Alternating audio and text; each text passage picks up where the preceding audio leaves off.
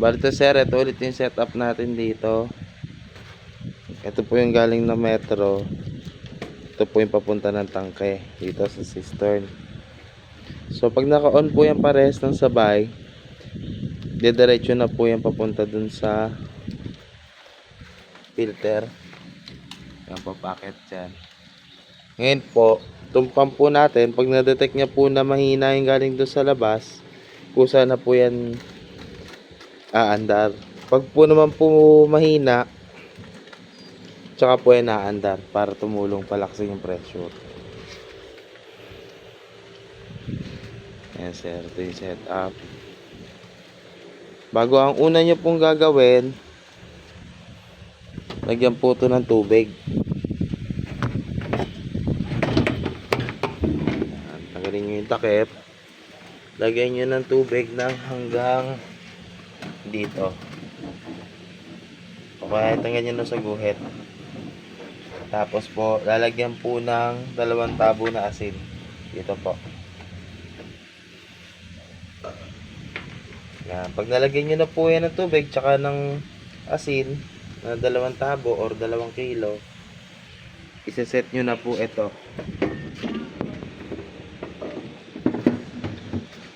Ito. Yan. Ito muna yung water softener. Ilalagay nyo po siya sa brine slow.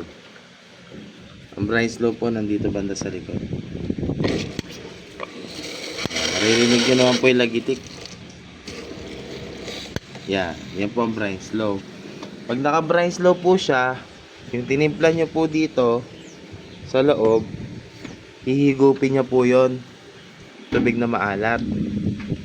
So hihintayin nyo lang po yung maubos yung tinimpla nyo hanggang doon sa puting sahig na yon.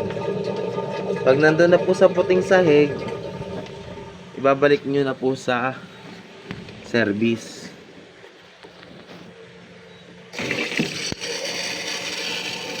Brine itil yan, pass rinse,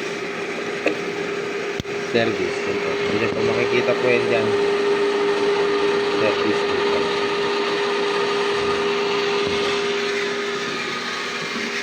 Yan. Pagkalagay nyo po sa service, pwede na po kayo magsimula mag backwash.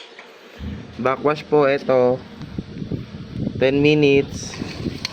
Pag ganyan po yung backwash, unang lagitek na maririnig nyo, yun yung backwash. Sunod po, pag natapos yung 10 minutes, yan, service o, tapos pass rinse naman. 10 minutes din po doon. Pag natapos po yung 10 minutes dyan, balik nyo na po sa service. Service po, nasa pagitan ng backwash at pass rinse. Yan. Maririnig nyo naman po yung lagitik. Yan. Pag natapos na po kayo dito, natapos nyo na yung backwash na 10 minutes pa ganon, tapos service sa gitna, tapos pass rinse sa kabilang side na 10 minutes din, balik nyo na po siya sa service. Tapos sunod naman po ito, ganon din po, 10 minutes backwash,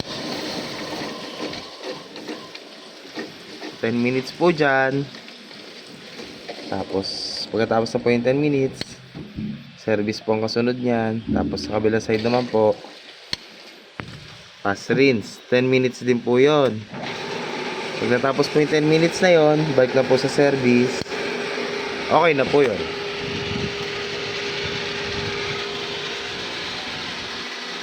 Yes sir, pag nagbabackwash, lagi lang po yung naka-open. Kahit di nyo na nga po ito patayin eh, naka-open lang yan lagi.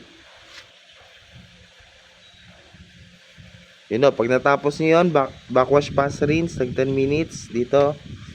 Dito naman, backwash pass rinse din po, tag 10 minutes, binabalik sa service na nasa gitna. Tapos po nun, okay na po yun.